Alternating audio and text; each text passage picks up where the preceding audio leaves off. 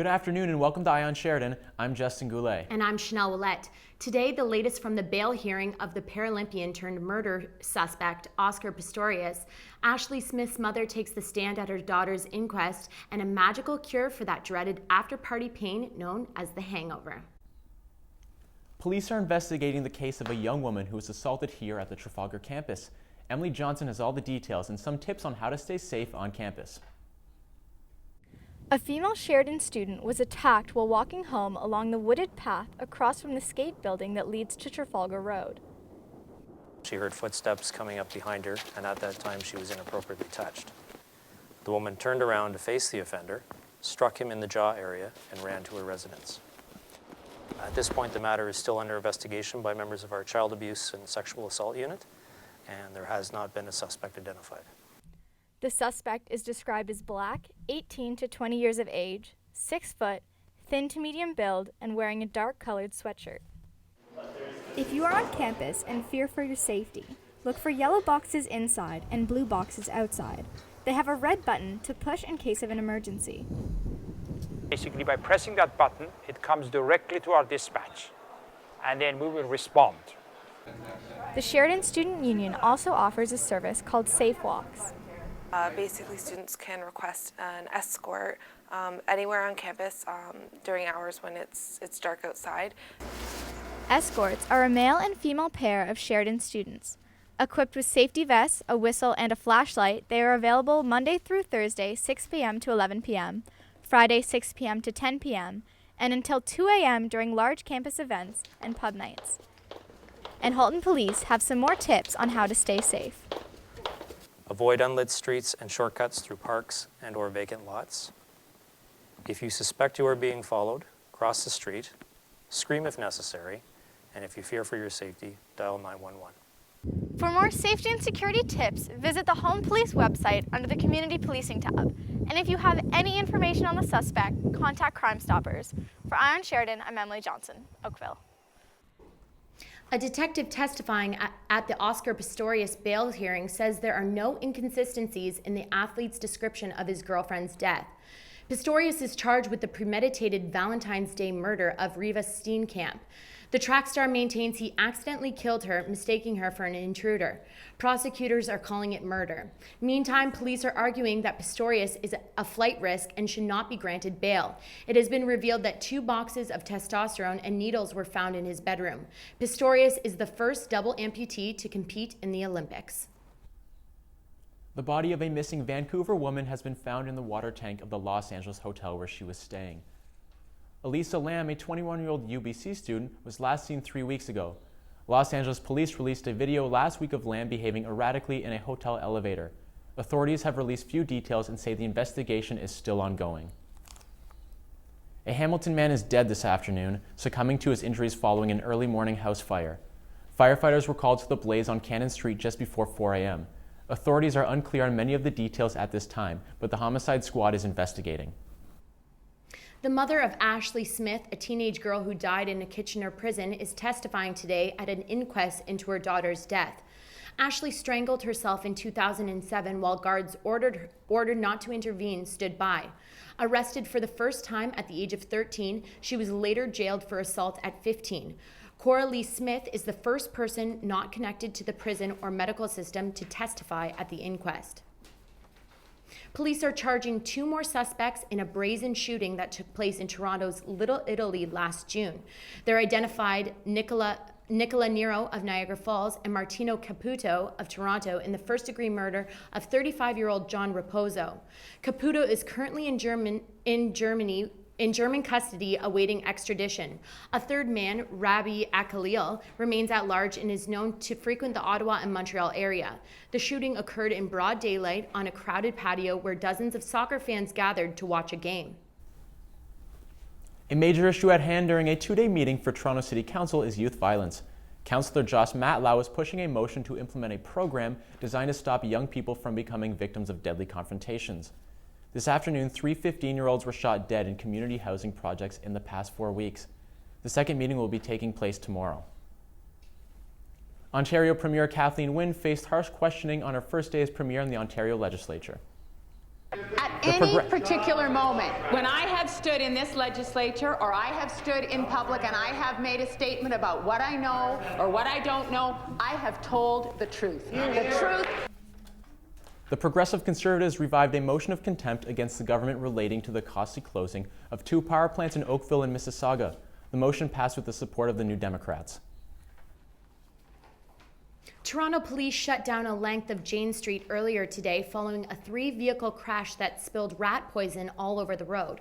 A truck belonging to a pest control company collided with a BMW near Eglinton Avenue around 9:30 this morning.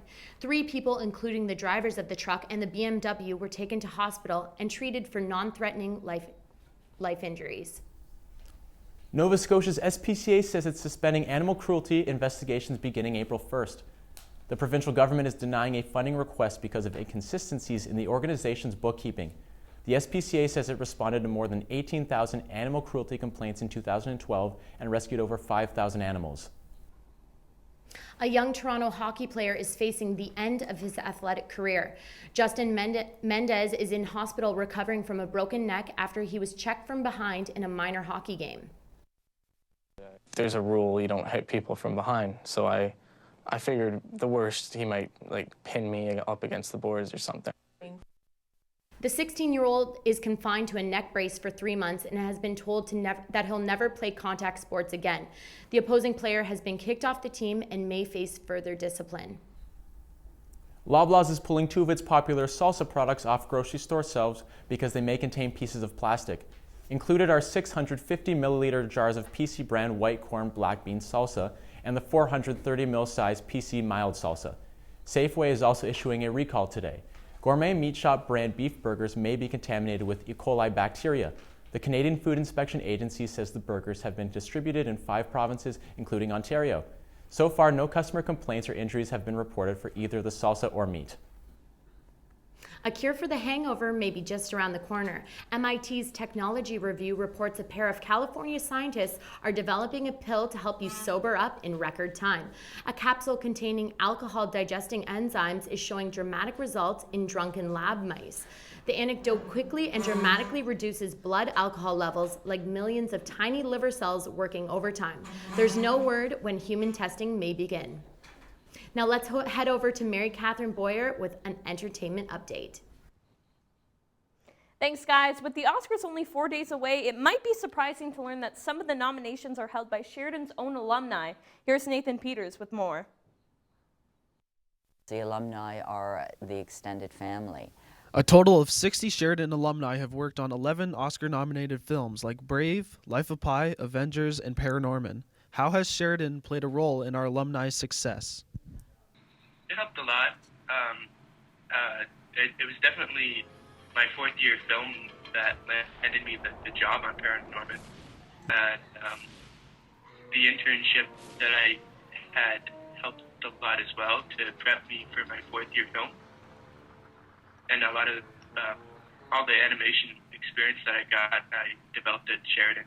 It's remarkable that so many of our alumni are out working in the industry and on successful projects. And their efforts and their accomplishments speak well of the institution. I think that Oscar-nominated shorts and films would be a great way to really speak your voice and say who you really are and what you want to be. What can current students do to become as successful as their alumni? Push that one particular thing that you're good at, really make it shine in your portfolio, because you need to stand out from everyone, because there's 100 other graduates that are also trying to get jobs just like you. It all started here at Sheridan. Hopefully our future graduates could be as successful as our alumni. Reporting for ION Sheridan, I'm Nathan Peters. Thanks, Nathan. And if you're interested in what Sheridan students have to say about the Oscar noms this year, stay tuned for entertainment later in the show. Now, back to the desk. Thanks, Mary Catherine. After the break, we'll take a look at international news. A deadly fire in Kansas City, a Korean propaganda video targeting U.S. President Barack Obama, and Japanese whaling accusations made by the Canadian founder of the Sea Shepherd. All that and more after the break.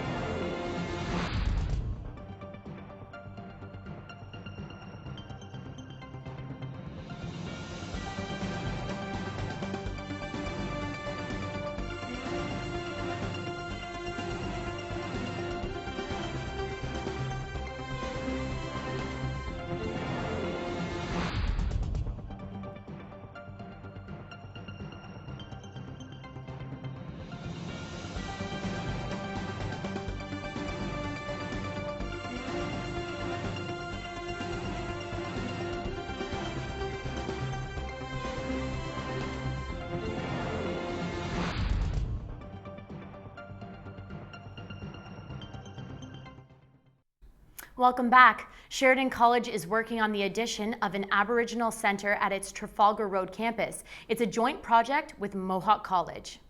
At Mohawk, the Aboriginal Education and Student Service Department is a centralized service delivery where we offer counseling, academic advising, peer tutors, elders, different types of Indigenous knowledge transmission series workshops, as well as different retention and success workshops. It really is a place for students to, kind of gather, hang out with each other, hang out with the staff, have lunch, do some group work, projects, that kind of thing. Artwork like this can be found all around Mohawk College's Aboriginal Center, and this model will be the inspiration for Sheridan's Aboriginal Center. The center will help students cope with the challenges of post-secondary study and issues unique to Aboriginals. There will be televisions, couches, and workstations where students can relax and complete assignments. Sheridan students hail from a variety of countries, cultures, and religions, and what better way to celebrate our diversity here on campus than with Multicultural Week? The SSU is encouraging students to participate in a series of daily contests that share your family's traditions. Head over to The Wire for full details. The search for 5 missing Nova Scotia fishermen has been called off. Canadian Coast Guard vessels were recalled from the Atlantic Ocean yesterday as the formal search ended. The men had been missing since their boat capsized Sunday. The men are all from the small town of Barrington, Nova Scotia. The marine conservation activist Sea Shepherd is calling on the Australian government to defend its vessels from Japanese whalers. The self-proclaimed eco-warriors say 2 of their ships were intentionally rammed by the whaling fleet's factory ships in Arctic waters. Sea Shepherd's founder Paul Watson is currently on Interpol wanted list for endangering a Japanese fishing crew in 2002. Another case of conflicting interest is China's government is denying its sponsors hackers suspected of attacking the U.S. We implement strong law enforcement on cracking down on these activities. China is also a victim of hacking. In Shanghai, reporters were chased by police trying to film this facility, which has been linked to one of the world's largest hacker groups. An American cybersecurity firm claims the Chinese government is using the complex to target U.S. business. A new propaganda video released by North Korea shows President Barack Obama in flames. The clip also includes animation of a bomb going off and a statement saying North Korea held its recent nuclear test due to U.S. hostility. The video was posted Sunday by a YouTube account affiliated with the North Korean government. The release coincides with the United States advocating for stronger UN sanctions against North Korea. Kansas City officials say 3 people missing after a massive restaurant explosion have been found. The search for an unidentified female employee ended in tragedy just this afternoon. Her body was found buried beneath tons of charred debris. The blast occurred when a contractor struck an underground natural gas line. The spectacular fire that followed died down only after crews managed to shut off the gas. Authorities say 16 people are injured, 3 of them critically.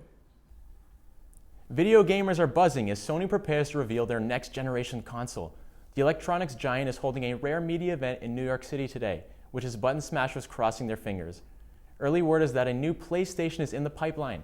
Sony teased the announcement earlier in the week, releasing a video triggering nostalgia in gamers who have drifted to other devices. Microsoft is also expected to unveil their new Xbox later this year.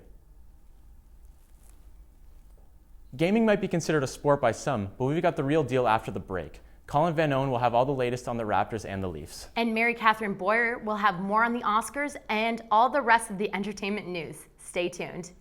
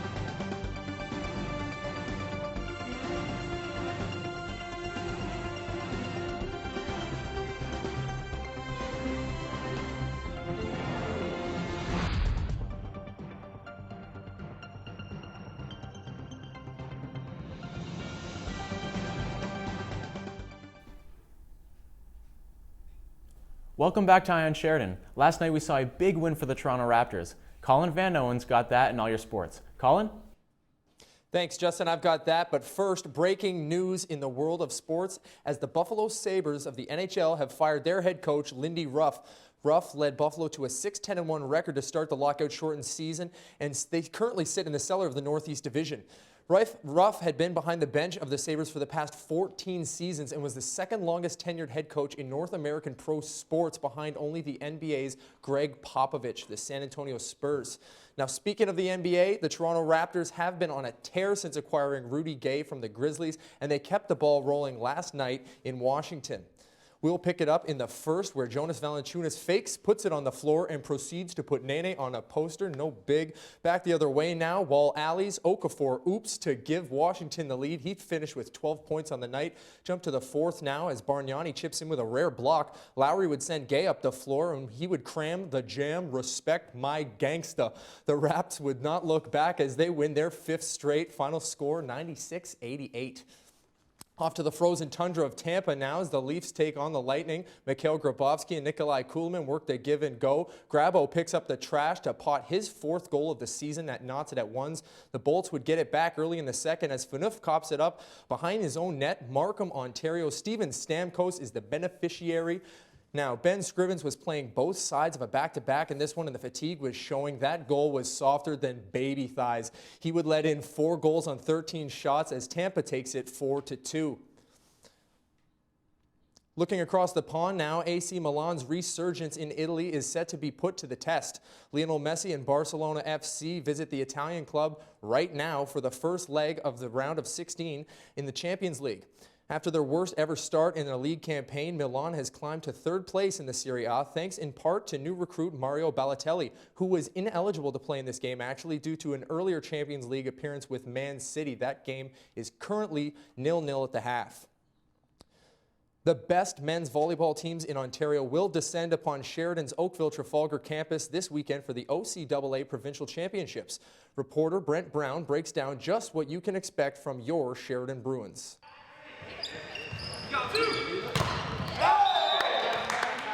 The provincial playoffs for men's college volleyball will be hosted at Sheridan College.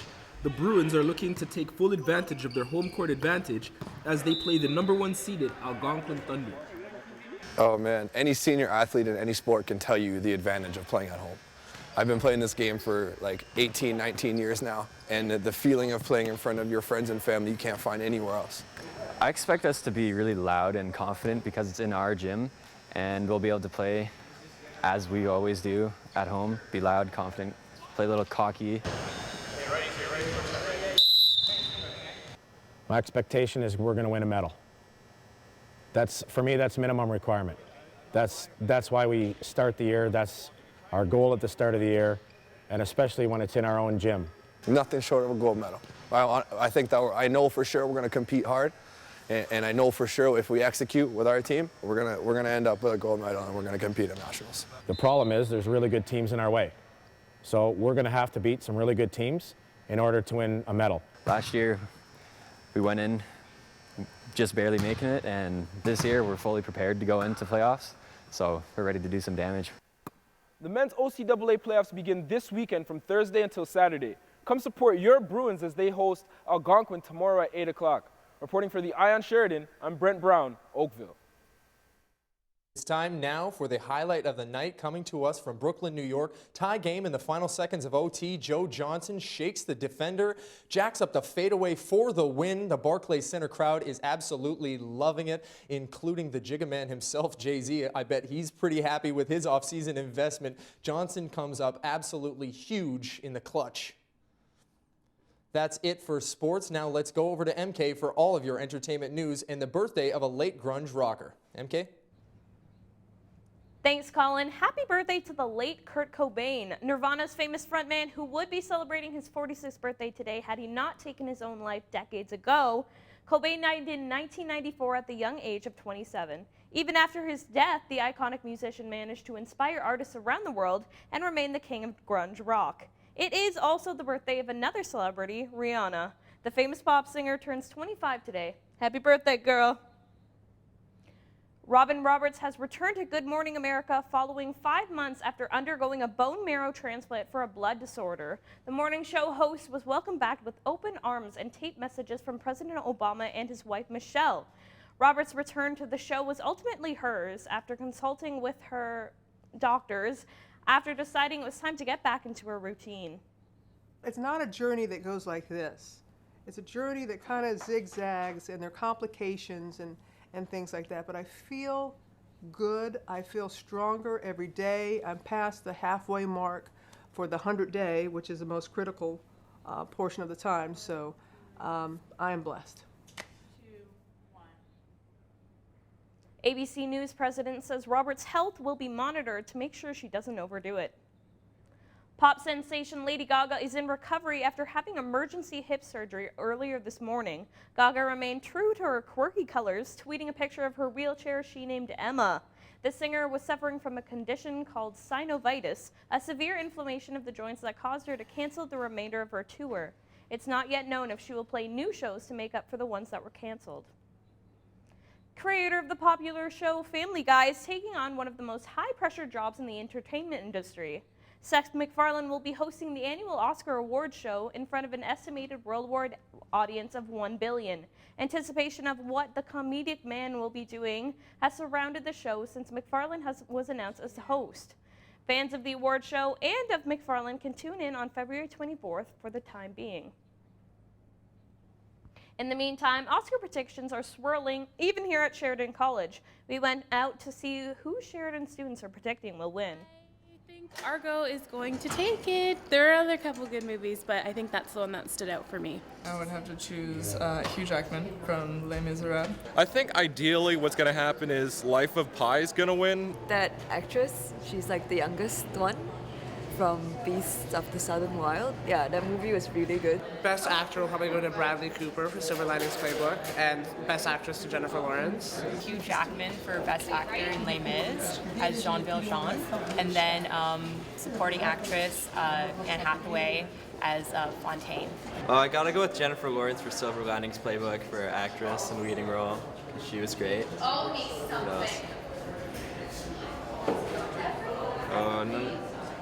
Nominees have been chosen. Possible winners of the iconic National Music Awards ceremony include famous Canadians Justin Bieber, Carly Rae Jepsen, Nickelback, and even Burlington-based band Walk Off the Earth. The Juno Awards will be hosted by singer Michael Bublé and broadcasted on CTV on April 21st. And that's all for entertainment. Let's head back to Chanel and Justin at the desk. Thanks, MK. Another frosty day out there. It sure is, Justin. When we come back after the break, Gurnik Singh will have your 5-day forecast.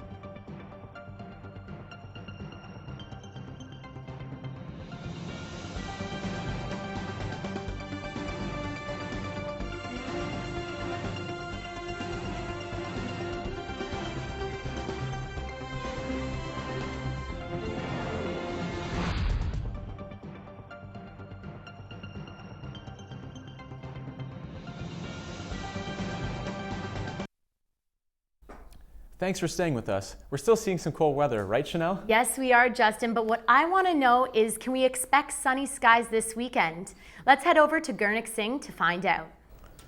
Thanks, Chanel. So it's safe to say this week we should be bundling up and staying warm. Earlier today we saw scattered flurries with cold weather, and unfortunately we're expected to see the similar weather later this week. But before we get onto that, let's take a quick look at the temperatures across Canada. Starting with the one and only Vancouver, they're sitting at a high of 3. and seeing nothing but clouds. Moving around the map and arriving at Calgary, they will be sitting at a high of freezing -9, with a majority of the weather being scattered flurries. Going towards Winnipeg, still no luck for them. They're sitting at a high of -22 with cloudy conditions and no snow. Now heading closer to home in Ottawa, they are experiencing a high of -4 with flurries, and Montreal can expect the same. Moving along to Halifax, getting ready for some heavy rain as the coastal city sits at a high of 0. Lastly, St. John's will reach -1, a high of -1 with only light rain. Now let's take a look at your 5-day forecast. Now tomorrow we'll take a little break from the snow and reward ourselves with the sun, but it'll still remain cold with a high of -4 and a low of -11. Now pushing towards the weekend before reading week, Friday the flurries crawl back in and we'll see a high of -1 and a low of -10. Saturdays, temperatures fluctuate with a high of 2 and a low of -1. With a little bit of sun and flurries. Moving towards Sunday, we're looking at some beautiful weather, mostly sunny in temperatures at a high of 0 and a low of -3. Then Monday, we can enjoy our first day at reading week with a very few clouds, and it won't be too cold with a high of 2 and a low of -3. So the conditions we're facing are not that bad, especially compared to Winnipeg. So stay warm, enjoy a great reading week. Back to you guys at the desk. Thanks, Gurnik.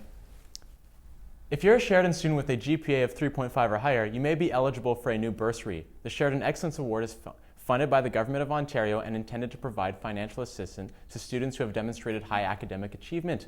Students are encouraged to apply before the deadline next Thursday. Check your email for more information.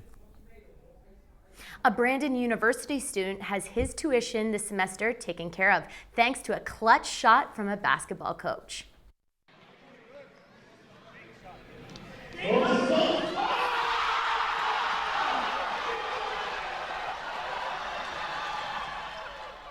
As part of a halftime promotion, Mason Klutznick enlisted the help of BU coach Gil Chung to hit a halftime court shot. Chung drained it. Klutznick won a semester's tuition, and the celebration is on. Well, that might be impressive, but that guy's got nothing on Eddie the Otter. Well, look at that dunk. Eddie, the 16-year-old otter from the Oregon Zoo, was just diagnosed with arthritis this past summer. So in a unique way to help him relieve the pain in his elbow, zookeepers taught him how to play basketball. Eddie is a determined little guy and almost never misses a shot. Apparently the Toronto Raptors are looking to draft Eddie next season. Only joking, of course, but Eddie is definitely one of a kind. That's all we have for today. For Ion Sheridan, I'm Justin Goulet. And I'm Chanel Willette. Have a wonderful week.